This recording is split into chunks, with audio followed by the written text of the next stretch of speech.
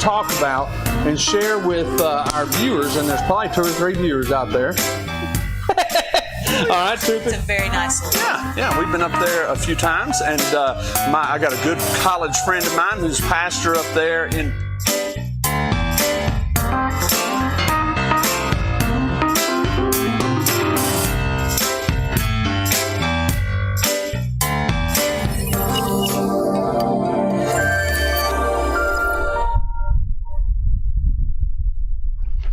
Well, welcome to Friday in the driveway, right here in my driveway, right here, ladies and gentlemen. This is not, this is live Facebook TV, live YouTube TV. This is not an edited program. This is live and in person. And boy, it is cold outside tonight.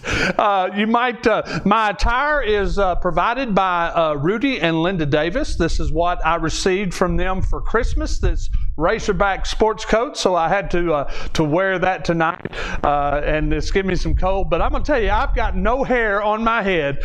The wind is blowing just a little bit, and I'm a little cold here tonight. Now, Bay, what's the Bay's my sidekick. Bay, what's the temperature? Tonight it's 40 degrees, but it feels like 34. Feels like 34. I'm going to tell you what, if it feels like 34, then it's got to be 34 degrees. All right. But anyhow, Friday in the driveway, the show must go on. And tonight, guys, you may ask yourself, what's Friday in the driveway all about? Well, I'm glad you asked. Friday in the driveway is all about just talking about things to kind of help us get through this thing called life.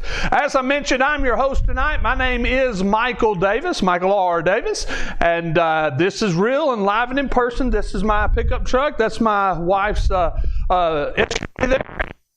Gonna have, and as I mentioned before, Bay Davis is my sidekick. Bay, why don't you say hello to everybody in Facebook, YouTube, Live TV land? Hello. Thank you for watching.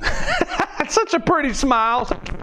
Now, Bay, while we got that angle, let's go ahead. We got to do a little clinker clank. Now, folks, we don't have.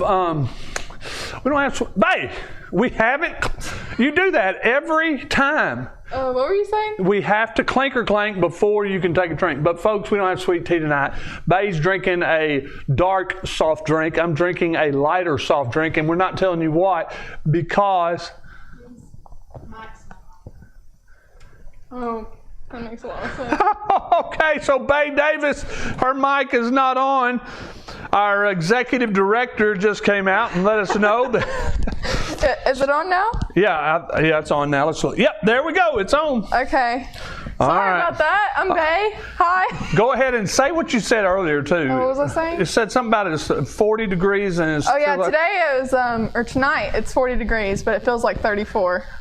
Okay, all right. So thanks for turning. Did you turn it off? Because we checked. No, I don't think we ever turned it on. Oh. Yeah, we're funny. Oh, okay, but anyway, Bay, get your coat now. I said I wasn't going to say, and I said. But anyway, we don't bow down to any corporate sponsorships here at Friday in the Driveway unless they'll pay us a lot of money, and then we probably will. But anyway, clinker clank. There you go.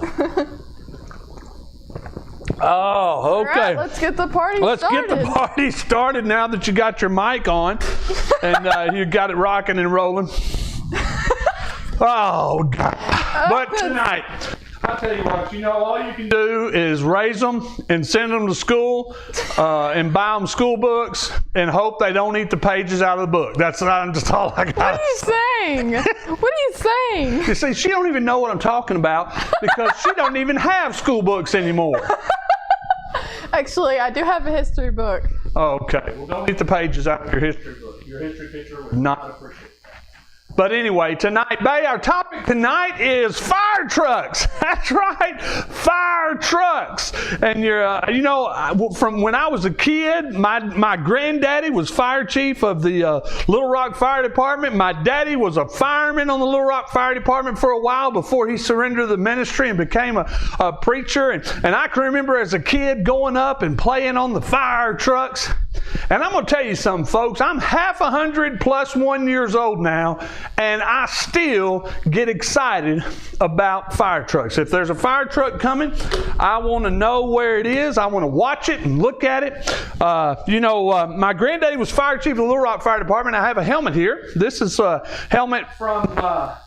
Now, this wasn't a helmet that my granddaddy wore in on scene or anything, but a salesman came by one day and was going to make this is a sample of a fire helmet that he wanted my granddaddy to buy for the Little Rock Fire Department, and it's kind of been passed down, but that's a fire helmet there. And I even had the opportunity to serve on the West Helena Fire Department for a few years while I lived in West Helena, Arkansas, and this is actually the fire helmet that I wore. You just throw this old fire helmet on right here and you just go to town now fighting fire. That's what it was all about back in the day. Now, I had a shield and it come down. That shield's broke. I got me a spanner wrench here on the back, and that actually went on my turncoat. But when even today, boy, I am just excited about fire trucks from time to time. Tonight, hey, we're going to talk about fire trucks. And you know what, Bay? I was just thinking, do you have any idea why fire trucks are red? Do you have any idea why fire trucks are red? Talk to me. I just out of observation, I think they would probably stand out from the general car color. Like, it's red and you don't see a lot of red cars. You see like either blacks, whites, tans, beige. Okay. Very good, very good. Buddy, I don't know if you realize this or not. Go ahead and put the camera on me real quick if you would, but if you look at the color of this car right here. Well, I mean, okay, when they created the fire truck, there wasn't I don't know, actually. Okay. I'm just assuming. It's funny that Bay says that, you don't see a lot of red. When we got a red truck here, and behind the red truck is her red car. But anyway. Dad, you know what I mean? It's not really. No, I'm just playing with you, babe. People go towards the neutral colors. Yeah, I'm with you. Yeah, red is not that. There are a lot of white vehicles. I see white vehicles all the time. There are a lot of black vehicles. But they're all red. Yeah, they're red. But you're not right. Fire truck red. Yeah, you're right. The fire truck definitely stands out. But Bay, it's very simple as to why a fire truck is red. Check this out. Fire trucks have 4 wheels generally, and they can carry up to 8 men. So that means that 4 and 8, that's 12. And there are 12 inches in a foot, and a foot is a ruler. Queen Elizabeth is a ruler, and her ship was once the largest on the 7 seas. Seas have fish in them, and fish have fins. And the fins, Bay, the Finns once fought the Russians, who are sometimes called Reds. So since fire trucks are always Russian, that's why they're painted red. So there you go. You always want to know why fire trucks are painted red? That's why. Bay, what do you think about that? I just want to start off, did everybody get that? Because it's kind of hard to keep up there. Well, Bay, of course, that's just a joke now. Yeah, it's a joke. Right? That's just a joke. And, and you're right, there's a lot of questionable logic that goes into that. We're going to have to, but there are a few competing theories out there as to why the fire truck is red. There's one theory, Bay, that holds that firemen, they, back in the day, they were all unpaid firemen, volunteers, so red was the cheapest kind of paint, so that's the only paint they could buy, so that's why they painted their fire trucks red.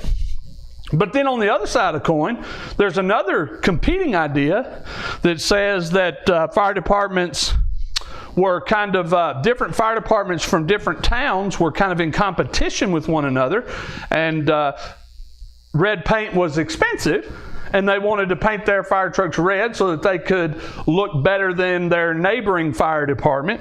I don't know, Bay, to be honest with you, if red paint back in the day was cheap or whether it was expensive, I don't know.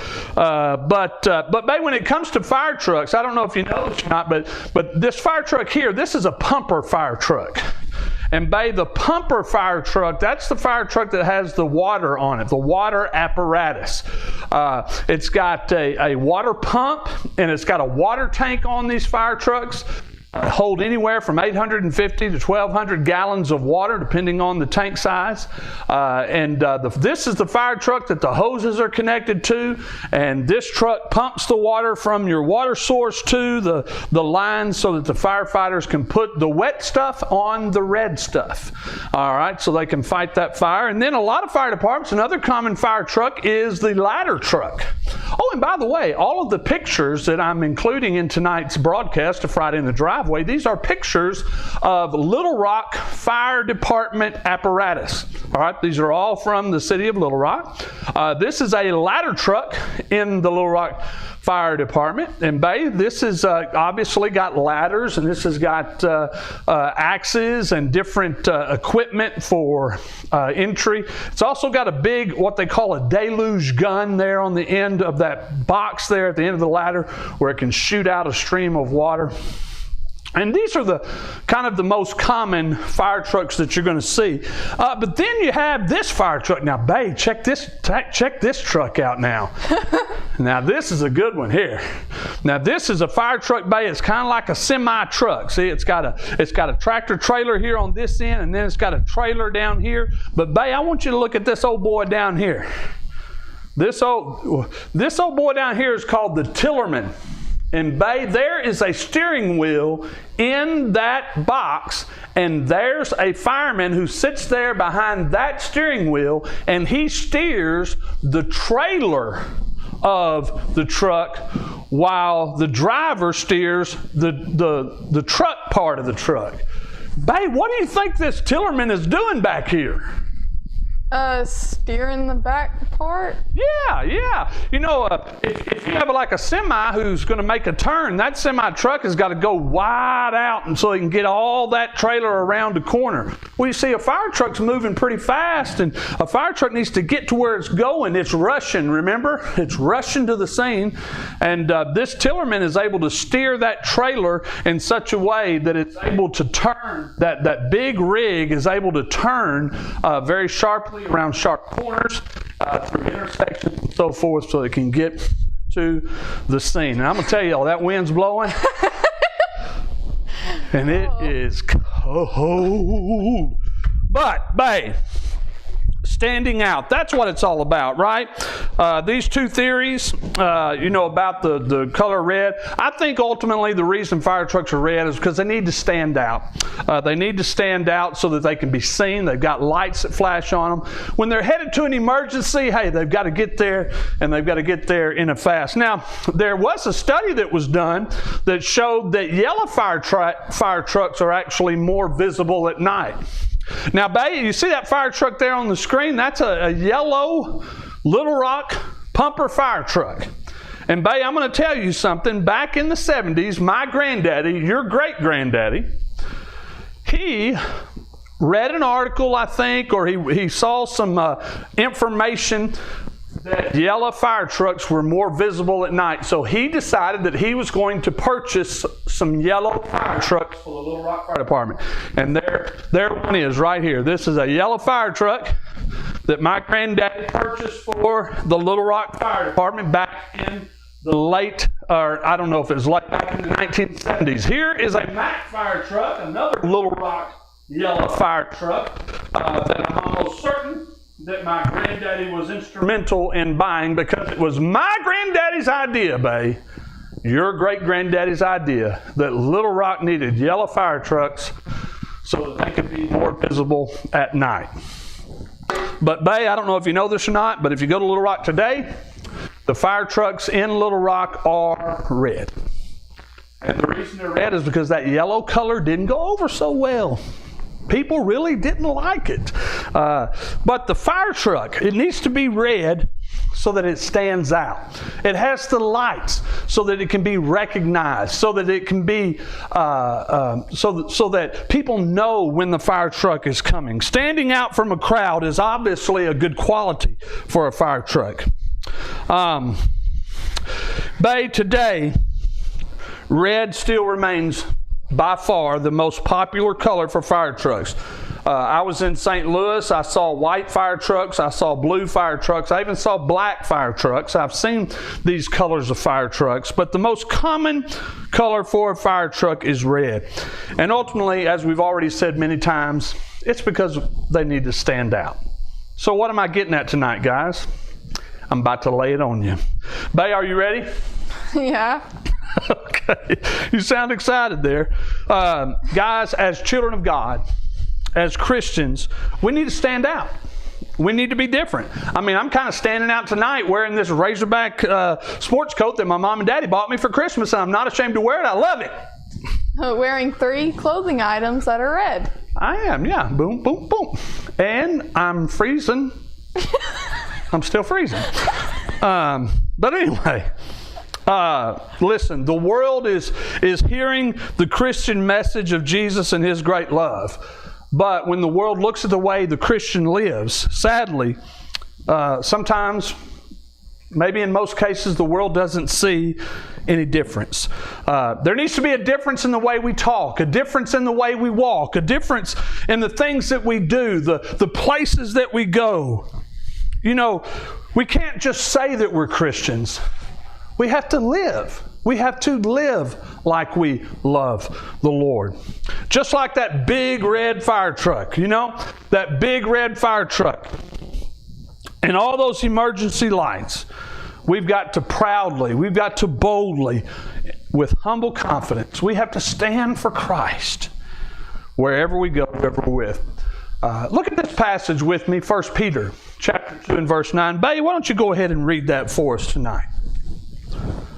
1 Peter 2:9. But you are a chosen race, a royal priesthood, and a holy nation, a people for God's own possession, so that you may proclaim the excellencies of Him who has called you out of darkness into His marvelous light. Guys, in Christ we are a chosen generation, a royal priesthood. We are chosen, we are created by God for God's glory. Guys, to be blunt, if we're going to be a part of the family of God, a chosen people, a royal priesthood, a holy nation, a people of God's own possession, folks, we need to live like it. The greatest hindrance to the testimony of a child of God is when we say one thing with our mouth, but then we live something else by the way we live. We do something else by the way we live our life. Look at Romans chapter 12 and verse 2. Bay, read that for us now. Romans 12 and verse 2. Do not conform to the pattern of this world, but be transformed by the renewing of your mind. Then you will be able to test and approve what God's will is, His good, pleasing, and perfect will. Do not conform, it says, first 3 words of this verse. Do not conform to the pattern of this world. To stand out, guys, to be different, to know the will of God for our life. It starts with allowing God to change us from the inside out. Romans here calls for a renewing of the mind.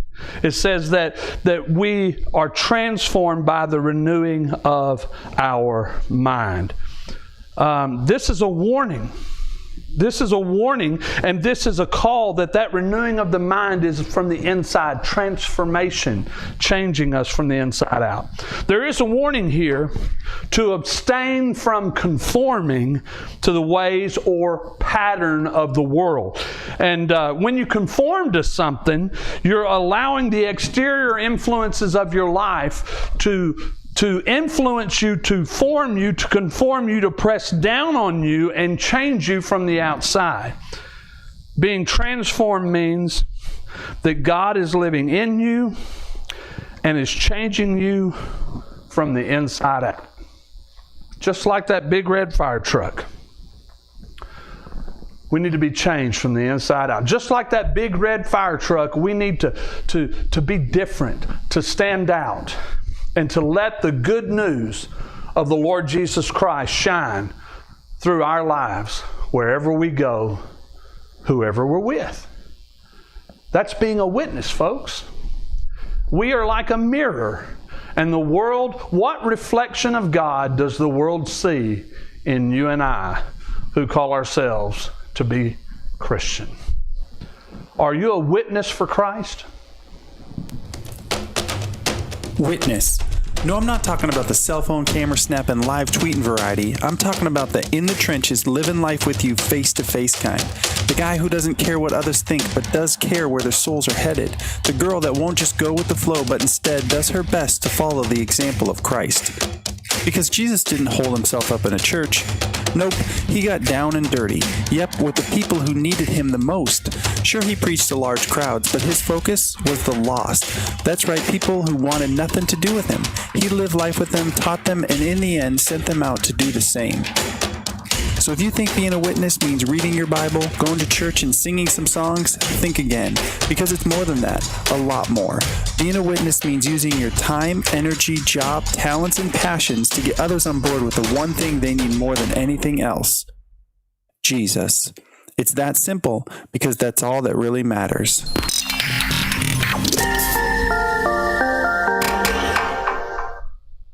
All right, all right. Hey, guys, thank you so much for tuning in tonight, Friday in the Driveway. Be sure and check out past episodes of Friday in the Driveway at my ministry website at michaelrdavisministries.yolasite.com. That, again, is michaelrdavisministries.yolasite.com. The reason it's .yolasite.com is because it's free.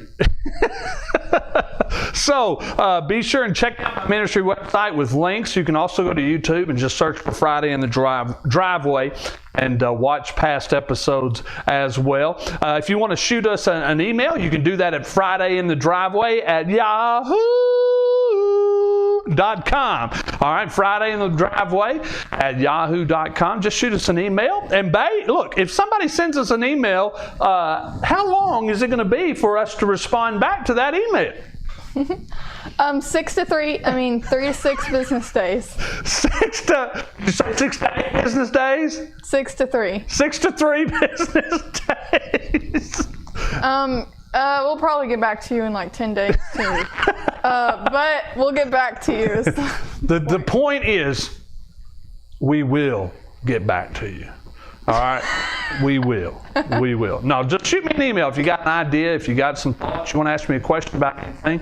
I'd love to correspond via email and get your insight, get your feedback when it comes to Friday in the Driveway. But listen, guys, thank you so much for tuning in. Michael Davis here and saying good night, Bay. You guys want to say good night to anybody?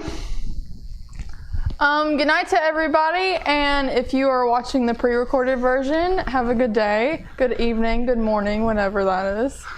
All right, because somebody may very well be watching it in a morning time or a lunchtime, so to speak. So very good, very good. So with that, guys, Bay, my sidekick, my technical director, lover, and lover to death, thank you so much for tuning in. We'll see you guys next time.